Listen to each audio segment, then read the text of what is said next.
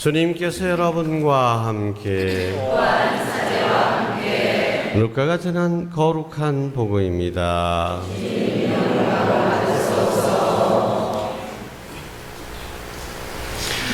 예수님께서 어느 안식일에 바리사이들의 지도자 가운데 한 사람의 집에 가시어 음식을 잡수실 때의 일이다. 그들이 예수님을 지켜보고 있었다. 예수님께서는 초대받은 이들이 윗자리를 고르는 모습을 바라보시며 그들에게 비유를 말씀하셨다. 누가 너를 혼인잔치에 초대하거든 윗자리에 앉지 마라. 너보다 귀한 이가 초대를 받았을 경우 너와 그 사람을 초대한 이가 너에게 와서 이분에게 자리를 내드리게 할지도 모른다. 그러면 너는 부끄러워하며 끝자리로 물러앉게 될 것이다. 초대를 받거든 끝자리에 가서 앉아라.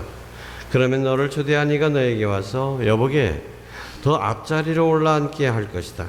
그때 너는 함께 앉아있는 모든 사람 앞에서 영광스럽게 될 것이다. 누구든지 자신을 높이는 이는 낮아지고 자신을 낮추는 이는 높아질 것이다. 예수님께서는 당신을 초대한 이에게도 말씀하셨다. 네가 정심이나 저녁 식사를 베풀 때 내 친구나 형제나 친척이나 부유한 이웃을 부르지 마라. 그러면 그들도 다시 너를 초대하여 네가 보답을 받게 된다. 네가 잔치를 베풀 때에는 오히려 가난한 이들, 장애인들, 다리 저는 이들, 눈먼 이들을 초대하여라. 그들이 너에게 보답할 수 없기 때문에 너는 행복할 것이다. 의인들이 부활할 때 네가 보답을 받을 것이다.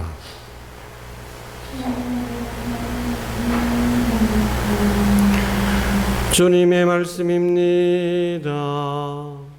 그리스도님 찬양합니다. 앉으십시오. 참 예수님, 사람이 살다 보면 예수님께서는 남을 함부로 판단하지 말라고 당부하셨음에도 불구하고 아유, 저 사람 왜 저렇게 사나? 저 인간 저렇게 안 살았으면 좋겠는데 이런 생각이 들 때가 있습니다. 그렇게 사는 모습이 너무도 안타깝고 그냥 뭐 비난하기 위한 것이 아니라 참 보기에 안쓰럽습니다. 저렇게 안 살아도 될 건데 왜 저렇게 사나? 예수님께서 오늘 복음에서 잔치에 초대를 받으셔서 거기 사람들이 살아가는 모습을 보니까 아우, 사람들 왜 꼭 저렇게 사나? 너무나 안타깝고 안쓰러운 마음이 드셨는 것 같습니다. 첫 번째 것은 윗자리를 서로 다투는 모습이었습니다.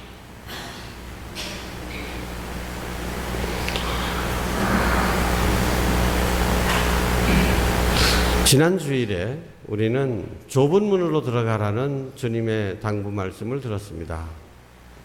좁은 문으로 들어가도록 힘써라.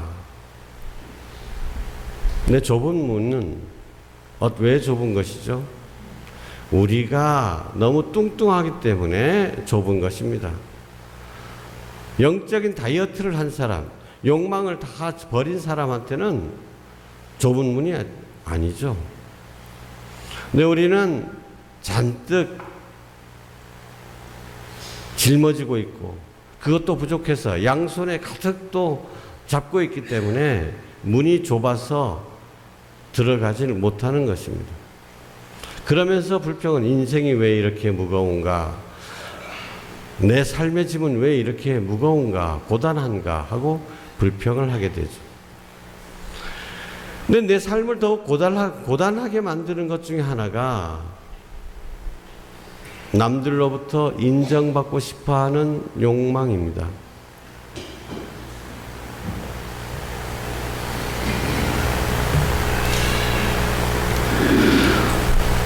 여러분, 세상에서 살 때 가장 기분 나쁜 때 언제입니까? 무시당했을 때입니다. 반모임에 가거나 또는 내조에서나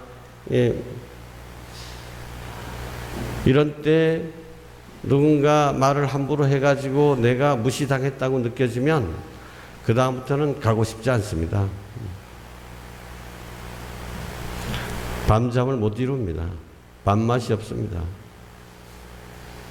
그래서 무시당하지 않으려고 애를 씁니다. 나 이런 사람이야, 나 무시하지 마 하고 잔뜩 몸에 힘을 줍니다. 초등학교 때 맹꽁이들의 시합 얘기를 들었습니다. 내 배가 더 크다, 내 배가 더 크다. 결국 어떻게 됐죠? 빵 터져버리고 말았습니다. 우리 살아가는 모습들이 다 그렇지 않나. 허세 부리려고. 나 무시하지 마. 근데 우리가 일반적으로 가장 밥맛인 사람, 정말 같이 있으면 너무너무 안타까운 사람, 같이 있기 싫은 사람이 어떤 사람입니까? 만나기만 하면 자기 자랑하는 사람이에요. 진짜 꼴불견입니다. 대단한 일도 아닌데 계속해서 자기 옛날에 했던 일, 뭐 어지간한 사람은 뭐 몇백 번씩 듣습니다. 그건 옛날에 자기가 어떻게 했다 어떻게 했다. 그런데 잘 보면 그 사람 정말 불쌍한 사람입니다. 어떤 자리에서든지 자기 자랑을 자꾸 내세우는 사람은, 자기 자신을 자꾸 앞세우는 사람은 심리적으로 불안한 사람이죠. 남이 나를 남이 나를 무시하지 않을까 하는 이런 불안한 마음 때문에 나 이런 사람이야, 나 비난하지 마. 선제 공격을 하는 겁니다. 그러고 보니 참 딱한 사람이죠. 너도 나도 다 나를 무시하지 않을까 하고 그렇게 허세 부리려고 그러고 고슴도치처럼 그렇게 바늘을 쫙 세우고 살아가는 모습을 보니 예수님께서 너무도 안타까우신 것입니다. 왜 그렇게들 사냐? 스스로를 낮추면 그렇게 될 건데, 그렇게 변할 건데, 스스로 낮추면 세상에서도 높아질 건데 왜 그걸 모르나? 남이 우리를 인정하고 존경해 준다고 해서 우리의 가치가 올라가는 것이 아닙니다. 남이 나를 무시한다고 해서 내 가치가 떨어지는 것도 아닙니다. 그런데 왜 남의 평가에, 남의 인정에 그렇게 목말라 합니까? 하느님께서 나를 어떻게 보시느냐, 이건 많이 중요한 것이죠. 하느님 앞에 떳떳하게 설 수 있으면 온 인류가 덤벼들어서 나를 비난하고 할지라도 나는 두려울 것이 없습니다. 온 세상이 나를 훌륭하다고 칭찬한다 하더라도 하느님 앞에 죄인이라면 그게 다 무슨 소용이 있습니까? 겸손이라고 하는 것은 스스로를 있는 사실 그대로보다도 더 낮추라는 것이 아니고 하느님 앞에서 하느님의 눈으로 자기 자신을 제대로 바라볼 줄 알라는 것입니다. 그러면 고개를 숙일 수밖에 없는 것이죠. 근데 겸손한 사람이야말로 넘어지지 않습니다. 잘 넘어지는 사람 어떤 사람입니까? 잘 서 있는 사람이죠. 그런데 허리를 굽힐수록 몸이 땅에 점점 가까울수록 넘어질 수가 없는 것입니다.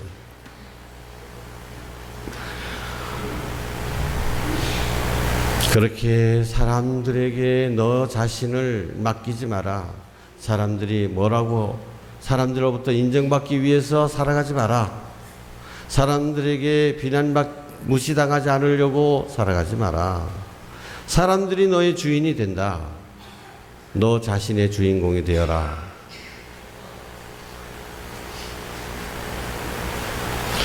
그리고 또 예수님께서 보시니까 함께 식사를 하고 있는 사람들의 면모가 어때요? 거의 비슷비슷한 사람들입니다. 그래서 말씀하시죠. 식사 초대를 할 때는 너보다 더 잘 사는 사람들이나 너네 이웃들만 부르지 말아라. 오히려 가난한 사람들, 장애인들, 이런 사람들을 불러라. 다른 사람들은 너한테 대접을 받으면 너보다 더 잘 대접을 하려고 또 애를 쓰게, 또 초대하게 된다. 근데 그 사람들은 갚아줄 길이 없기 때문에, 그래서 넌 진짜 행복한 거다. 하느님께서 대신 갚아주실 것이다.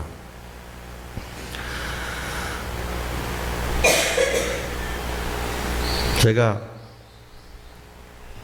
사제로 살면서 결점이 한두 개겠습니까마는, 그래도 제일 그 큰 결점 중에 하나가 선물이나 뭔가를 받았을 때 제대로 감사 인사를 못한다는 겁니다.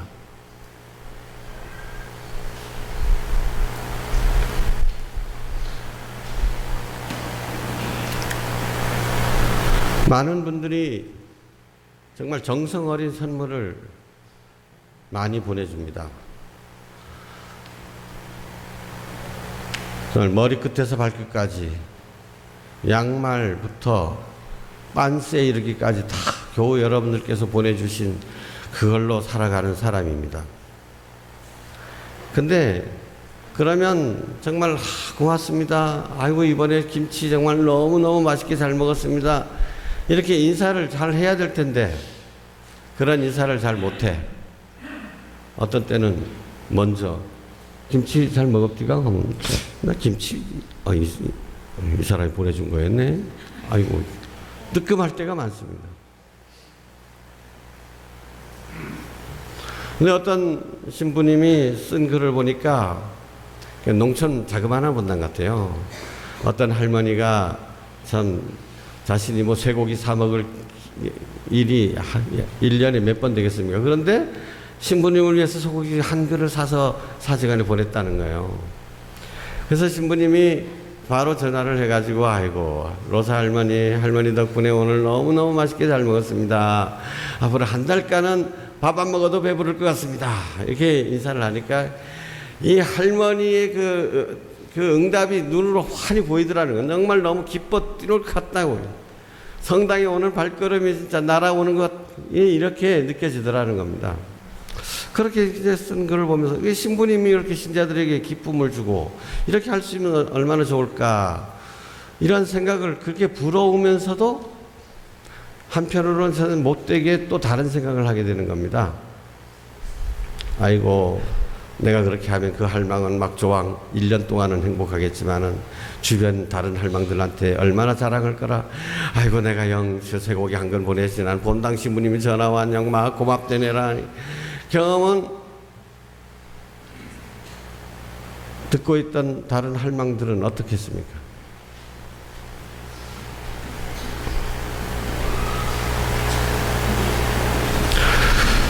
제가 어디 외국에 여행을 간다 뭐 이렇게 되면 우리 교우분들이 또 많이 아이고 가당근에 식사라도 한 끼 없어 하면서 봉투들도 가져옵니다. 참 고민스럽습니다. 뭐가요? 선물을 어떻게 해야 되나?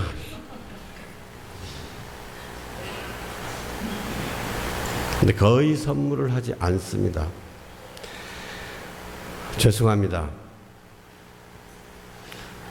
그래도 뭔가 주는 거, 가는 것이 있으면 오는 것이 있어야 될 거 아니냐 하시는 분들.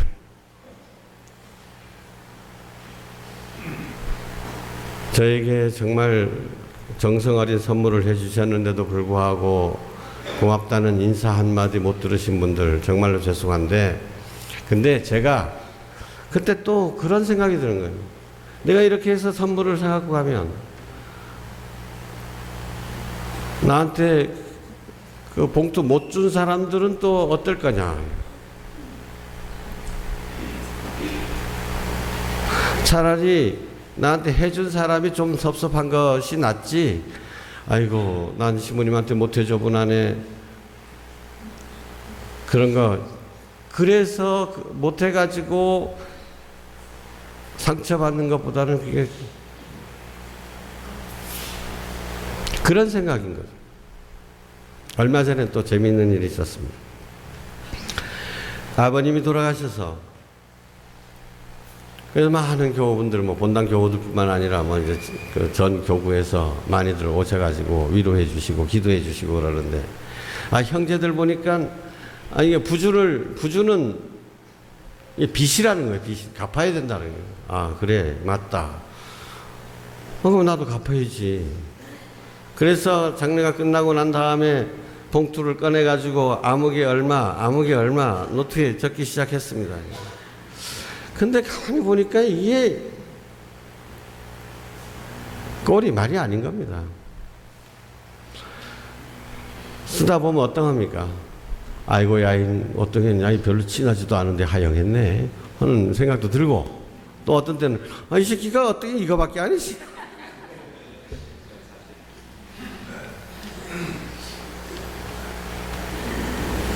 그래서 다른 사람을 시켜서 정리를 하게 했지만, 그래서 그 다음엔 어떻습니까? 그 다음에 또 그 무렵에 제가 한림초등학교 출신인데 우리 동창회가 아직 없었어요. 다른 동창회들은, 다른 기수들은 있는데, 그래서 제가 또 동기 중에서는 그래도 제일 유명하다고 해가지고 나보고 나서서 빨리 동창회를 하나 만들려고, 그래서 만들어서 제가 초대 회장을 하고 있는데, 하다가 1년 뒤에 넘겨주면 되지 해가지고 만들었는데, 그때 일이 닥치니까 동창들이, 그동안 보지도 못했던 초등학교 동창들이, 얼굴도 모르는 동창들이 많이 왔어. 자, 그러면 동창회에서 부고가 자꾸 날아오죠. 누구 아버지 돌아가셨다는 거 보면, 누구 장모님 돌아가셨다, 누구 또 시아버지 돌아가셨다, 같이 다 옵니다. 요즘은 또 나이가 그렇잖아요. 누구 아들 포람쪄, 딸 포람쪄. 처음에는 내가 이렇게 받았으니 가야 되겠다, 그 마음 때문에. 근데 가려고 했었는데 결혼식은 주로 주말입니다. 저희 거의 바빠서 미사 때문에 갈 수가 없어요. 장례식 때도 마찬가지입니다. 동창들 만나가지고 그 저녁 때들 만나서 간다는데, 그리고 갈 때는 어떻게든지 가보려고 해서 갈 때면 멀칭해. 그 사람 장부 뒤지게, 이 사람 얼마 내신고? 그러다가 장부를 버렸습니다. 이게 아니다. 여러분들 그 비슷한 고민들이 좀 있을 겁니다만,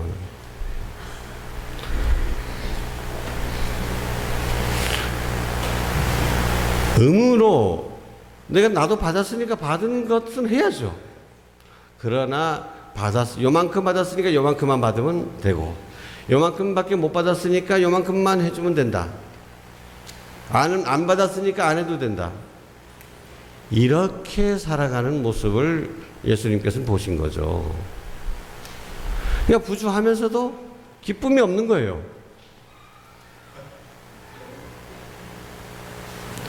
우리 반모임 때도 가끔 그런 모습을 봅니다. 교구에서는 반모임 때 절대 다과 이상 하지 말아라 하고 강조를 합니다. 근데 왜 그럴까요? 근데 어떤 사람들은 모처럼 우리 집에 오는데 그래가지고 이렇게 차리기도 하지만, 그렇게 차리다 한 사람이 그렇게 차리니까 다음에 하는 사람도, 아이고 그 집에서는 그냥 차리신디 우리도 차려야죠. 그 다음에 하는 사람도 마찬가지입니다. 그러다 보니까 어떻게 바빠가지고 이번에 다음 달에 반모임 할 사람, 집에서 할 사람 하면 아무도 없어서 자기 눈치만 보는데, 자기는 어때? 그렇게 할 형편이 못 돼. 집안 분위기가 그렇게 못 돼. 남은 그렇게 차리고 있으니까 나도 그렇게 차려야 된다는 거예요. 억지로 한 번은 그렇게 해서 차리지만 부담인 거예요. 불편합니다. 차리면서 기뻐야 되는데. 그래서 그 다음 어떻게 돼요? 그 다음엔 한 번 핑계대고 안 나가고, 두 번 핑계대고 안 나가고, 그 다음엔 아예 반모임을 못 나가게 되기도 하는 겁니다. 자, 그런 모습을 한번 상상해 보십시오. 얼마나 따분한 인생입니까? 남의 기쁜 일에 있어서 축하해 주러 가는데도 그 사람 나한테 얼마 해주신 거 이거 따지고 가야 되는 삶. 얼마나 따분합니까? 부담스럽습니까 또? 예수님께서 너의 인생 그렇게 살지 말아라 이거예요. 좀 자유롭게 살았으면 좋겠다.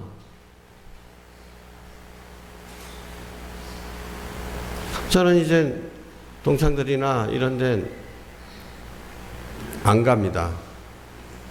정말 동창 중에서 형편이 어려웠던 애들, 옛날에 참 그렇게 힘들었던 애들, 그런 곳이라면 그런 일이 아니더라도 내가 가서 힘이 되는 곳, 그런 곳에 가려고 하죠.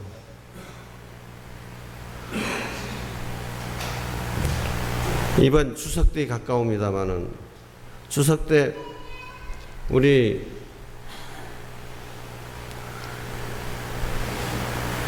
친환경 농산물 직판장이 있죠. 여기에서 이제 과일들도 팔고 하잖아요. 그러면 그 중에 어떤 사람들은 이제 자기 거 사면서 한 박스는 사제간으로, 한 박스는 순영원으로 이렇게 많이들 보내줍니다.